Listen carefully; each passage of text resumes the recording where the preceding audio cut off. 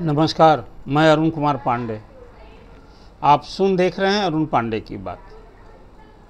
देखिए, आज बिहार के शिक्षकों की समस्या, उनकी मांग और उनके सम्मान को लेकर और ख़ासकर उनकी परेशानी को लेकर चर्चा के लिए आपके साथ बैठा हूँ। क्या हो रहा है बिहार में? कोई 72-73 हज़ार सरकारी स्कूल, 5.5 लाख शिक्षक, 4 कैटेगरी के शिक्षक और सबके प्रति सरकार का अलग अलग नज़रिया, सबके बारे में विचार करने की अलग अलग प्राथमिकता। अभी सब कुछ सोच समझ के रोज़ विभाग का, खासकर सिद्धार्थ ACS हैं विभाग के, बड़े सुलझे अधिकारी माने जाते हैं। के पाठक बड़े सख्त तेवर वाले थे, अब तो खैर बिहार सरकार से उनकी छुट्टी ही होने जा रही है। वो केंद्रीय कैबिनेट सचिवालय में उनका नया पदस्थापन केंद्रीय प्रतिनियुक्ति पर अंततः जाना ही पड़ा और भेज दिया गया। अब ये सिद्धार्थ विभाग को सुधारने में लगे हैं। अब शिक्षा में सुधार के नाम पर रोज़ जो फरमान जारी हो रहा है, यही शिक्षक के लिए एक ज़्यादा परेशानी का सबब है। उनकी मांग जिस तरह से गंभीर समस्या है, उसके निदान के उपाय की गति धीमी है। अब फरमान तो बस आज जारी हुआ, कल से लागू होना चाहिए, यही परेशानी है। तो इसमें शिक्षकों का जो सम्मान की बात आपसे मैंने की, तो सम्मान तो अब कहीं न कहीं हाशिए पर चला गया है। वो विभाग में न वैसी समझ है, न अप्रोच है। अब सरकारी कर्मी बन गए शिक्षक, तो अब सब सरकारी कर्मचारियों और सरकारी कर्मचारियों के साथ थोड़ी सरकार का ये मानस है, ये व्यवहार है, ये सोच है ये शिक्षकों के प्रति। आज भी मैं सुनता हूँ, किसी दिन आपने भी सुना होगा कि अब 1% ऐसे शिक्षक हैं जो अभी भी भगोड़ा हैं कि हाजिरी बनाते हैं, गायब हो जाते हैं, और फिर शाम को हाजिरी बनाते हैं। और ख़ासकर वैसे शिक्षकों के बारे में उनका इशारा है जो नियोजित शिक्षक हैं, जो आज तक कभी भी सक्षमता परीक्षा से दूर भाग रहे हैं और सरकारी कर्मी बनने की बजाय वो अब इसी रूप में सेवा करके रिटायर होना चाहते हैं। इसलिए उसमें अधिसंख्य अपने घर बार गाँव के समीप अपनी सेवा दे रहे हैं। ये बात सही है कि नीचे स्तर पर उनके कारण भी स्कूल में, उसके विद्यालय संचालन में, अनुशासन में कहीं न कहीं एक अड़चन और बाधा बने हुए हैं, एक आम समझ बनी है। लेकिन सबसे बड़ा तो सवाल है कि शिक्षक जो नियुक्त हो गए, उनकी प्रोन्नति का, उनकी सेवा निरंतरता का और तो और उनके वेतन भुगतान का। अब देखिए, बिहार में जो सक्षमता उत्तीर्ण 2 चरणों में जो उत्तीर्ण हुए हैं, उनके वेतन के लाले पड़े हैं। और विभाग में क्या सिस्टम नया ही जनवरी से लागू हुआ है, HRMS, ऑनलाइन बोर्डिंग, ये तो विभाग के कामकाज का सवाल है। शिक्षक भुगत रहे हैं। किसी को जनवरी से मार्च तक का वेतन नहीं मिला है, किसी को मार्च का वेतन नहीं मिला है। दूसरे चरण के शिक्षक सबको मई में 6-7 मई तक सबको फिर से मांगा गया है कि भाई सब लोग अपना अपना दीजिए, और मई में सबका जो बकाया है वेतन संरक्षण के साथ उन सब का वेतन भुगतान होगा। अब तो ये नए वित्तीय वर्ष में न भुगतान होना है, पिछले वित्तीय वर्ष का तो बकाया हो गया है। ये सब सारी समस्या है। अब शिक्षक जब वेतन नहीं आप दे, कोई विभाग का चलाने वाला अधिकारी, उसको क्या कहिएगा? अब शिक्षक पढ़ावे नहीं तो अब तो उसको कहा जाए कि अपने दायित्व में विफल है। जो अधिकारी अपने कर्मियों को, अपने शिक्षकों को समय से वेतन नहीं दे, उस विफलता के लिए कौन जिम्मेवार है? आप सिस्टम इंट्रोड्यूस किए हैं, ये आपकी समस्या है, लेकिन शिक्षक आपकी समस्या के कारण भुगत रहे हैं। ये एक बड़ी परेशानी है। तो विशिष्ट शिक्षकों के लिए तो एक खास परेशानी अभी बनी हुई है। अब जब जो BPSC से नियुक्त शिक्षक हैं, जो विद्यालय अध्यापक कहलाते हैं, और विशिष्ट शिक्षक, ये दोनों का एक ही तरह का वेतन, समरूप वेतन, सब सुविधा मिलनी है। तो BPSC के शिक्षक को DA में भी 50% मिलता है और सबको 52% मिलता है। ये क्यों भिन्नता है? एक सवाल अभी उठ रहा है कि BPSC शिक्षक जो हैं अभी तो उनका प्रोबेशन पीरियड नहीं हुआ समाप्त, फिर क्यों उनका ट्रांसफ़र पोस्टिंग? कई देखा मैं सोशल मीडिया पर कई ये सवाल उठाए जाते रहे, तो मामला कोर्ट में भी पहुंच गया है। लेकिन सरकार जो एम्प्लॉयर है, वो तो जब चाहे किसी को कहीं रख ही सकती है। और इस सब को एक उनकी अपनी विशेष समस्या को लेकर ऐच्छिक का स्थानांतरण की बात हो रही है, और उसमें भी आप देख लीजिए, वो समस्या भी कब तक निदान होगा। अभी 10,000 महिला शिक्षकों का एक बार हो गया, अभी दूरी के आधार पर 7,000 महिला शिक्षकों का हुआ, उसमें तो स्त्री पुरुष सभी थे। अब वो विभिन्न समस्याओं को जो जूझ रहे थे उसका हुआ। अब इंतज़ार हो रहा है कि भाई सक्षमता परीक्षा उत्तीर्ण विशिष्ट शिक्षकों का जो पुरुष शिक्षक हैं जो दूरी के आधार पर ट्रांसफ़र चाहते हैं वो वेट कर रहे हैं कि उनका कब होगा। और समग्रता में तो सभी 1,90,000 शिक्षकों का स्थानांतरण की बात न है, कब होगा। अब सवाल ये हो रही है, आश्वासन पर आश्वासन भरोसा दिला रहे हैं विभाग के अधिकारी, ACS विद्यार्थी की समस्या का निदान होगा। शिक्षा मंत्री भी अक्सर कह रहे हैं कि भाई 2 महीने के अंदर होगा। अब वेतन वाली भी बात जो बताइए कि जनवरी, फरवरी, मार्च, अप्रैल भी तो अब बीतने ही को है। और समस्या जो है अभी कोई, मैं देख रहा था अभी ताज़ा आकलन, तो 33-35 हज़ार ऐसे शिक्षक हैं जो अभी उस झंझट में फंसे हैं, उनका HRMS नहीं हुआ है, ऑनलाइन बोर्डिंग जो होती है वो नहीं हुआ, इसके कारण परेशान है। आयरा विभाग का रोज़ फरमान, एक तो ऑनलाइन जो ये हाजिरी की व्यवस्था हुई है, और इसमें कोई यदि नेटवर्क के प्रॉब्लम के कारण नहीं होते हैं तो हज़ारों की संख्या में शिक्षकों से सौ कॉज पूछे जाते हैं। अरे विभाग को भी अपना माइंडसेट, अब ये स्थिति है क्या कि कोई समूह में इतनी बड़ी संख्या में शिक्षक लेट आवे, उनको पता है कि लेट आने से क्या दंड मिलता है, क्या परेशानी है, लेकिन हर विभाग में भी एक धंधा हो गया है। अब एक नया फरमान मैं देख रहा हूँ कि हेडमास्टर और जो प्रभारी प्रधानाध्यापक हैं उनको लगे हाथ ऑनलाइन तो कर ही लेंगे, हाजिरी भी बना लेनी है उनको, और उसको फोटो स्टेट अब मोबाइल से भेजना है हेडमास्टर को। ये एक नया फरमान मैं देख रहा था।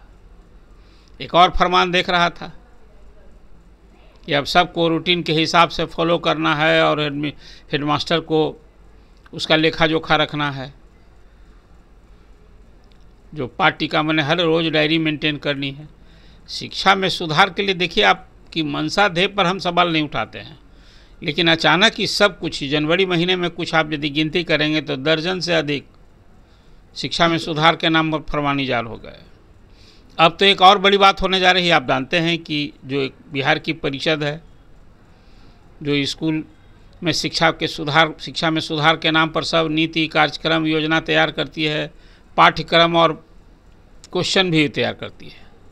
अब उसने एक नया है कि पूरे स्कूल के लिए एक समय सारणी, जो नई शिक्षा नीति आई है उसके अनुसार एक ड्राफ्ट तैयार किया गया है। अब पटना यूनिवर्सिटी के फॉर्मर VC रास बिहारी सिंह की अध्यक्षता में एक बड़ी भारी भरकम कमेटी बनी थी, कई VC थे उसमें मेंबर, और उस सब करके उन्होंने एक क्लास 1 से लेकर के बुनियादी स्कूल से लेकर हाई स्कूल तक के लिए सबके लिए एक समय सारणी, कितना घंटा पढ़ाई होनी चाहिए, ये सब की एक समय सारणी है। वो ड्राफ्ट जारी हुआ है। अब विभाग ने ड्राफ्ट को सार्वजनिक करके और कहा है कि भाई 20 मई तक सब लोग आप सुझाव दीजिए, और फिर उस सुझाव पर ऑनलाइन सबसे मांगा गया है। कोई यूनियन न कोई सुझाव देता है, कहाँ सरकार मानती है। वो तो ब्यूरोक्रेसी, कोई जो ड्राफ्ट तैयार कर दे, कोई प्रारूप तैयार कर दे तो वही अप्रूव करती है। कोई मांग तो मांगनी नहीं रहती है संघ की, लेकिन एक प्रक्रिया है। अब वो ड्राफ्ट पब्लिश हुआ है, आपको सुनकर ताज्जुब होगा कि नई शिक्षा नीति में तो है कि भाई 6 घंटे की पढ़ाई होनी चाहिए डेली। स्कूल में वर्किंग आवर है 6 घंटा। अभी 6 घंटा कहा गया है कि साल में भाई एक सप्ताह में 29 घंटे की कार्य दिवस एक जो होना चाहिए, कार्य दिवस में 6 घंटा और सप्ताह भर में 29 घंटे की पढ़ाई होनी चाहिए। राष्ट्रीय शिक्षा नीति जो आई है उसमें तो जैसी चर्चा मैंने आपसे की कि राष्ट्रीय शिक्षा नीति में तो था कि 6 घंटे पढ़ाई होनी चाहिए, लेकिन अभी जो समय सारणी के लिए जो नया प्रारूप आया है उसमें क्या आया है बताइए। हाई स्कूल में 8 घंटा 35 मिनट की पढ़ाई होगी, मैंने वर्किंग आवर हो गया है। कोई स्कूल, हाई स्कूल 8 बजे सवेरे खुलेगा और शाम 6:35 तक चलना है। प्राइमरी स्कूल उसी तरह से 9 बजे से लेकर के 3 बजे तक, और मिडिल स्कूल 8:30 से लेकर 3:45 तक। तो ड्राफ्ट के परिचय में जहाँ है कि टोटल स्कूल टाइम आवर 6 घंटा होना चाहिए, और अब वो हाई स्कूल में तो 8 घंटा 35 मिनट हो गया है। अब सरकार तो मांगी है कि भाई इस ड्राफ्ट पर आप लोग 20 मई तक रिएक्शन दीजिए, ईमेल से दीजिए। ये शिक्षक या शिक्षक संगठन ये जो अपनी राय देंगे, सुझाव देंगे, विरोध देंगे, तो सरकार मानती है क्या? जितनी अवली प्रचारित की गई थी, जिन लोगों ने इसमें सलाह दी, कोई मांग मानी गई क्या? तो नौकरशाही जो व्यवस्था कर देती है, जो नियम बना दे वही लागू होता है, नियमावली बन जाए वही लागू होता है। शिक्षकों की मांग कहाँ उस हिसाब से सुनी जा रही है। अभी एक चर्चा जो है, अभी इससे एक नई परेशानी होने वाली है। तो शिक्षक के लिए रोज़ नित्य नया नया फरमान जारी कीजिए और उसको लागू कीजिए, यही तो हो रहा है अभी। उस संदर्भ में कई तरह की चर्चा हुई, जो मैंने आपसे कहा, चाहे वे ऑनलाइन हाजिरी हो रही है। अब नेटवर्क का प्रॉब्लम हो गया है, आपका दर्द है, आपकी हाजिरी नहीं रिकॉर्ड हुई इस शिक्षा कोर्स में, तो सैकड़ों की संख्या में नहीं, हज़ारों की संख्या में जिले में मैं देखता हूँ कि शो कॉज तुरंत जारी हो जाता है। अब सब लोग अपना शिक्षक परेशान है, सब प्रखंड शिक्षा पदाधिकारी के यहाँ अपना आवेदन जवाब दीजिए जाइए, और सब वहाँ कुछ अब जो व्यवस्था है लागू, सब दान दक्षिणा दे के सुधरवाइए कि नहीं नहीं तो नेटवर्क के कारण हमारा नहीं बना, इसमें हमारा दोष नहीं है। अब एक नई व्यवस्था में देख रहा था फरमान कि भाई हेडमास्टर को जो हर रोज़ पंजी पर भी हाजिरी बनवा लेनी है, और जहाँ इस तरह से ऑनलाइन नहीं होगा तो सबको फिर मोबाइल से भेजना है, हाजिरी भेजनी है हेडमास्टर को, ये अलग जिम्मेवारी दी गई है। आप फोर्स की टेक्निकल प्रॉब्लम जहाँ तो होगा ये आपको मानना चाहिए, लेकिन उसके हाथ कुछ ये दिमाग खोलिए कि एक ही ज़िला में एक दिन में कोई थाउजेंड्स ऑफ टीचर कैसे लेट आएगा और वो हाजिरी नहीं बनाएगा? ऐसा होता है क्या? एक और आपने कर दिया है कि अभी कोई शिक्षक किसी भी प्रकार का आवेदन, चाहे आकस्मिक अवकाश हो, मातृत्व अवकाश हो, बकाया वेतन हो, सब के लिए उसको प्रखंड शिक्षा पदाधिकारी को ही दरखास्त देना है। ई शिक्षा कोष के माध्यम से यूँ ही आप लोड कर दीजिएगा, वो नहीं होगा, सबका थ्रू देना है। सभी शिक्षक को, हेडमास्टर का भी उसमें कहीं ना कहीं काउंटरसाइन फॉरवर्ड होना चाहिए। तरह तरह का रोज़ फरमान जारी हो रहा है। भी आप शिक्षक की परेशानी को समझिए। अंततः जो आप फरमान लागू कर रहे हैं विद्यालय लेवल पर शिक्षक और हेडमास्टर को लागू करना है। मेरी तो अपनी सलाह है, मिड डे मील को आप शिक्षकों से दूर कीजिए। अब मिड डे मील में पहले हेडमास्टर और स्कूल में शिक्षकों में अभी भी बहुत जगह से ये बेमनस्ता और इस तरह की बात, अब तो सब शिक्षक को भी एंसरेबल बना दिए हैं, रोज़ हाजिरी बनानी है, मैंने उस कागज़ पर दस्तखत करना है कि नहीं, जो मिड डे मील मिला है उतना ही जितना छात्र आए हैं उसी संख्या में भोजन बना, और सब गुणवत्ता के लिए, सब चीज़ के लिए वो शिक्षक भी जिम्मेवार हैं। तो इसके चलते भी स्कूल में एक दूसरा माहौल बना हुआ है। इसलिए मैंने आपसे प्रारंभ में जो कहा कि आज शिक्षकों की मांग, उनके सम्मान और इस सवाल पर आज चर्चा के लिए बैठे हैं। सवाल आपके से भी है कि शिक्षक आप क्या महसूस करते हैं कि वेतन की समस्या, जैसी मैंने चर्चा की, आपको प्रोन्नति की बात, सेवा निरंतरता की बात, प्रोन्नति की बात, आपको भरोसा है कि सरकार करेगी? जो एटीट्यूड है उसके कारण मैं करता हूँ। देखिए, लोकतांत्रिक व्यवस्था है, अंततः नहीं मानने की बात करते हुए सरकार मानी कि सरकारी कर्मी का दर्जा देंगे, लेकिन सरकारी अन्य सरकारी कर्मी के रूप आपको भी कुछ सुविधा उस हिसाब से ना, आप तो पे ग्रेड वाले हैं, आप पे स्केल वाले नहीं हैं। आपको तो पे स्केल वाले नहीं हैं तो न 7वां वेतन का लाभ मिला, न 8वां को मिलने की उम्मीद कीजिए। हाँ, ये पे ग्रेड में अब कहिए कि संशोधित जो हर चुनाव के पहले मुख्यमंत्री नीतीश कुमार शिक्षकों का वेतन जो है, जो नियत वेतन होता है वो बढ़ाते रहे हैं। अब इसकी लड़ाई लड़िए ना। अभी तो मैं देख रहा हूँ कि सारे शिक्षक, अब तो संगठन में भी जो 4 कैटेगरी के शिक्षक के पहले सबको एकजुट करना, एक मंच और एक बैनर तले सबको इकट्ठा करके लड़ाई लड़ना। अब जुलाई में फिर एक सुगबुगाहट शुरू हो रही है कि जुलाई में हम लोग आंदोलन करें, तब चुनाव नज़दीक होगा ना, अक्टूबर में, तो डेट सब आ जाएगा सामने। अब सितंबर लास्ट तक में, और फिर आचार संहिता भी लागू होगी। उसके पहले शिक्षक में एक सुगबुगाहट है कि हमको लड़ना चाहिए, शिक्षकों के सम्मान के साथ खिलवाड़ हो रहा है, उनकी मांग की अनदेखी हो रही है, अन्याय कर रही है सरकार, ये एक भाव पैदा हो रहा है। इसलिए, और ख़ासकर ट्रांसफ़र पोस्टिंग को लेकर जो सरकार ने ही उम्मीद जगाई, आपने आवेदन लिया 1,90,000 का, और अभी तक किए हैं कितना? 10,000, 7,000 और फिर वो 2,000 और रखिए। तो 51-52 हज़ार तो अभी अंतर जिला वाले हैं, अभी तो जिला वाले का भी तो होना है। अभी भरोसा दिला रहे हैं शिक्षा मंत्री सुनील कुमार और ACS सिद्धार्थ की सब 2 महीना के अंदर। तो अप्रैल तो अब बीतने को है, मई का इंतज़ार कीजिए। अब मई में ही कहा गया है कि जो अभी विशिष्ट शिक्षकों के वेतन भुगतान की जो समस्या हुई है सिस्टम में लोचा के कारण, सबका हो जाएगा। लेकिन समस्या तो है अपनी जगह, इसलिए मैंने कहा कि सवाल भी है, आपसे ही सवाल है। और आप इस सरकार के इस कहे के मुताबिक जो भरोसा दे रही है, आश्वासन दे रही है, आपको लगता है कि चुनाव के पहले ये सब आपकी मांग पूरी हो जाएगी? आपको लड़ना ही होगा इसके लिए, ये बात समझ जाइए। और सबसे पहले एकजुट होना, हाँ पढ़ाइए, पढ़ाने के लिए तो वही आप जो मूल दायित्व है आपका वो तो करना ही होगा। लेकिन अभी भी कुछ शिक्षकों में जो अपने कर्तव्य के प्रति कोताही की जो शिकायत इस सिद्धार्थ ने नोटिस लिया है, ये तो आप मंथन करना होगा आपको। कुछ एक शिक्षकों के आचरण, उनके व्यवहार के कारण पूरे शिक्षक समाज की बदनामी होती है। शिक्षक तो समाज में सबसे अधिक सम्मान पाने वाला तबका है, ये पीढ़ी बनाता है। इसके प्रति सरकार को भी सोच बदलनी चाहिए। और सरकारी कर्मचारी का आप दर्जा दे दिए हैं, सरकारी कर्मी की तरह सब सुविधा कहाँ दे रहे हैं?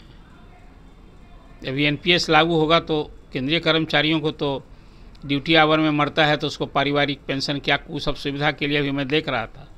एक सवाल संघ की ओर से कहा गया तो विभाग ने कह दिया कि ऐसा कोई प्रस्ताव विचार में नहीं है। केंद्रीय कर्मचारियों को जो सुविधा मिलती है वही स्टेट के एम्प्लॉइज को मिलता है, और स्टेट एम्प्लॉइज को जो मिलता है वो शिक्षकों को भी मिलना चाहिए, इसलिए कि सरकारी कर्मी हो गए हैं। तो सरकारी कर्मी हो गए हैं, लेकिन इसमें तो सब दाव पेंच है। तो कहीं ना कहीं इसमें भी खोट है और शिक्षकों के साथ न्याय होना चाहिए, ये मेरी अपनी समझ है। और शिक्षकों को मान सम्मान नहीं देंगे, सिर्फ कहा जाएगा कि आप पढ़ाइए, आपकी समस्या पर हम ध्यान देंगे, कहने से काम नहीं चलेगा। सचमुच उनकी समस्या को एड्रेस कीजिए। आज जो पढ़ाई में कोताही बरतने वाले हैं, शिक्षकों का शिक्षा में गुणवत्ता लाने के लिए जो आप कुछ कर रहे हैं वो कीजिए ना, सबको इन सर्विस ट्रेनिंग दीजिए, ये सब कीजिए। लेकिन परेशानी पर सबसे पहले ध्यान दीजिए। जो शिक्षक वेतन के लिए परेशान रहेगा, पोस्टिंग के लिए, अभी तो सबका जिला ट्रांसफ़र हुआ है जितने लोगों का, अब उसका जिला आवंटन होगा। सब 1,90,000 शिक्षकों का अभी जिला आवंटन ही होना है सबका। स्कूल आवंटन के लिए भी और पापड़ बेलना पड़ेगा। ये सब हो भी जाएगा तो शिक्षकों में मुझे नहीं लगता है कि वो असंतोष रहेगा ही रहेगा। ये सब मिलाकर शिक्षकों में जो रोष है, आक्रोश है, क्षोभ है, चुनाव का साल है, इस सत्तारूढ़ दल को और NDA सरकार को तो ज़रूर समझना चाहिए। तो ये चर्चा मैंने आपसे की, शिक्षकों के सम्मान, उनकी मांग, उनके अधिकार को लेकर ये सवाल भी उठाया हमने। आपसे भी ये जवाब की अपेक्षा है, सुझाव की अपेक्षा है, टिप्पणी की अपेक्षा है। और कौन सी मांग कैसे हो, अभी तो हेडमास्टर की पोस्टिंग और प्रधान शिक्षक की, ये भी लोग वेट कर रहे हैं। प्रधान शिक्षकों से 3-3 प्रखंड मांग लिया गया है, सब इंतज़ार में है भाई। सरकार को काम करने की अपनी गति होती है और फरमान जारी हो तत्काल लागू होता है। तो दीजिए, आप अपनी टिप्पणी दीजिए, सुझाव दीजिए, फिर आपसे अपेक्षा है। अरुण पांडे की बात सब्सक्राइब कीजिए। धन्यवाद। अगर आपको ये खबर अच्छी लगी तो चैनल को सब्सक्राइब करना नहीं भूलें और बेल आइकन जरूर दबाएं।